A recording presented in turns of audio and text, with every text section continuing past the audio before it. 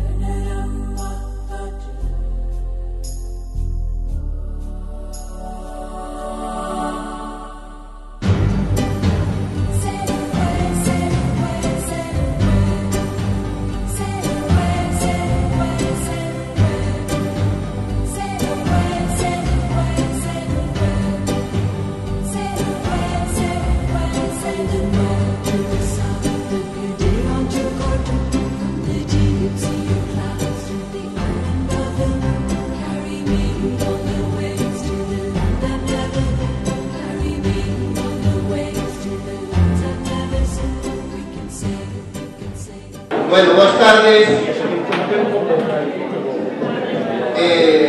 Imos arrancando este acto da tarde.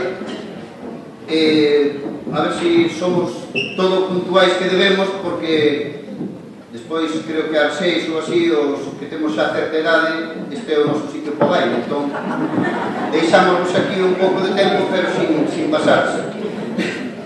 Bueno, a min encargoume aquí Sofía que vos des a benvida, mellor que o fixera alguén de Lugo, pero eu xa me sinto como na casa, porque Lugo ven sendo algo así, podíamos chamarlle a cidade da esperanza deste país, porque deixei o coche lá como a 3 kilómetros e preguntei unhas 10 veces por onde quedaba este centro e reídevos, pero as 10 veces me responderon en galego e cunha amabilidade que xa non se estila por aí adiante.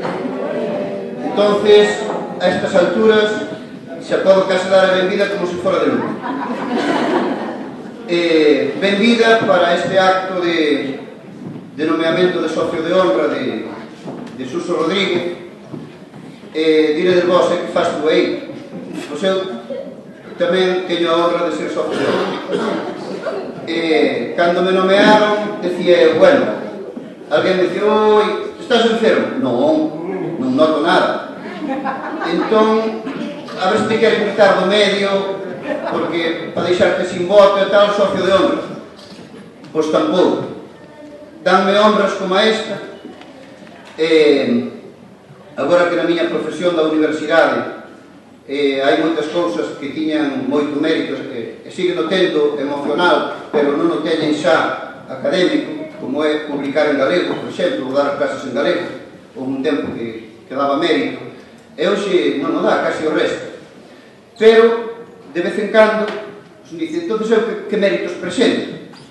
Pois, señora presidenta, saínte, señora presidenta entrante, facedes un certificado de que son socio de honra, decides que hoxe aquí fixen un discurso maravilloso, que non foi verdad, pero decídelo, e por iso a universidade por xa me dá algúns puntos que me retiran agora por publicar libros e por publicar en galego.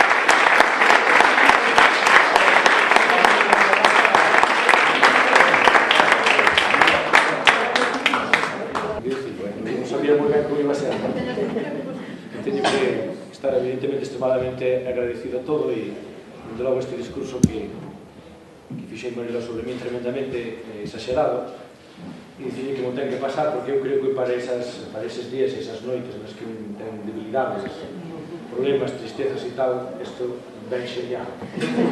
Ainda que non teña que creerlo, pero ben xeñado. De verdade, moitísimas gracias.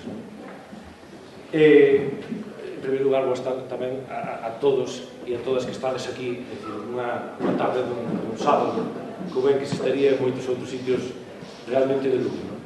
E quería comezar as miñas primeiras verbas, pois, dando realmente un forte abrazo a todos e a todas por este día, e xa por estes 2 meses dende que Sofía foi en decembro a Cabreiros a comunicarme este nome. Hoxe encontrome, sobre todo, no medio de amigos e de amigas que lle fan a vida, sobre todo, máis agradable e que lle axudan a continuar traballando e construíndose como persoa e como profesional. Coa fortuna, ademais, de ter o acompañamento de dúas extraordinarias socias de honra e un magnífico socio de honra. Isto, sen lugar a dúbidas, non pasa todos os días. Quería tamén, inicialmente, felicitar ao colexio polos seus 14 anos de vida tan intensa e profesional. Son 14 anos de cimentar, de solidificar, de escoitar, de facer querer a xente nas posibilidades da educación social, de buscar buratos de interés, de axudar a facer país con mayúscula. É increíble onde se chegou, onde chegastes en 14 anos. E eses 14 anos fan que chegados a este punto, todo o que facedes sexa tremendamente meritorio e serio. Sempre vin en vos un claro exemplo de creatividade, de inteligencia, de potencia e de bo facer. Felicitar evidentemente o traballo de toda a anterior xunta directiva e que ven felicitar a nova, en especial a súa presidenta e a todo o seu equipo de traballo. Seguramente seguiremos aí.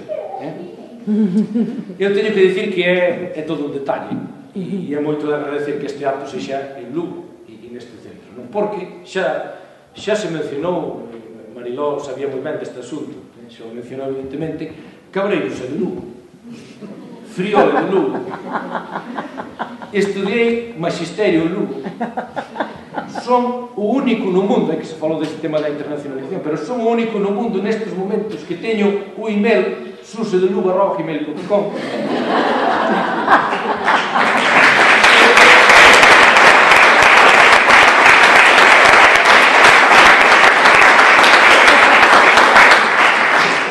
E tamén son o único do mundo que teño registrado susodecabreiros@gmail.com. Iso que quede claro.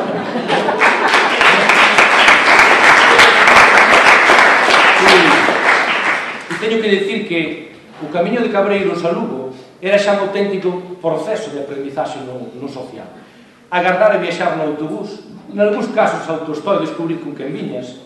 Isto tamén é de educación social. Por certo, que Maruxa Mallo, seguramente dende Viveiro, tamén pasou por Cabreiros para vir a Lugo. A vida social en Lugo, que contar?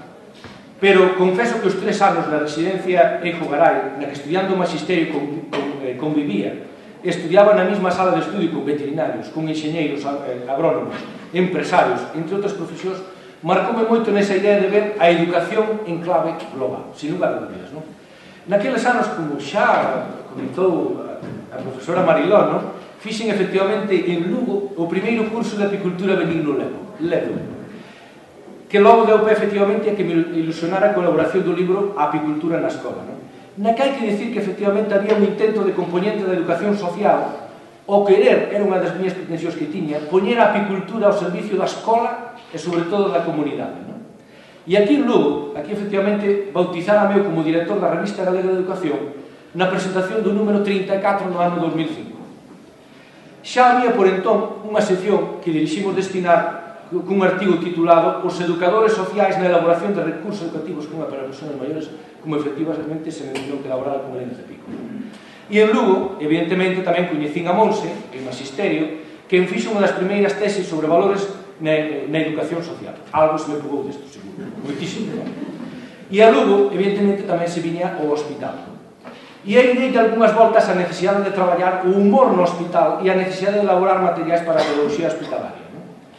A miña visión, sin lugar a dúbidas, da educación social interpreteina moito dende Lugo. E en Lugo, xunto co Colexio de Educación Social, no ano 90, que foi no 2008, e pilotados pola FADO, tivo lugar o Encontro Nacional o Alzheimer e outras demencias en Galicia.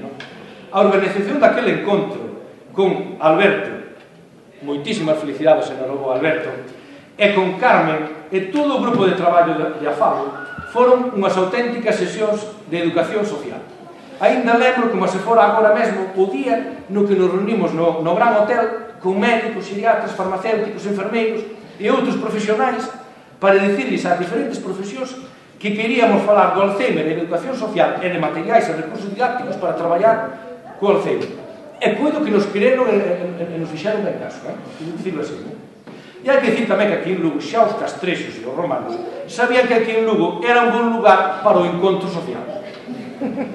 Teño que dicir que entendo este xenerosísimo recoñecemento sin lugar a dúbidas como un premio ao colectivo e ás institucións da que formei parte, porque, aínda que sexa difícil crelo, pouco ou nada se pode facer neste mundo só.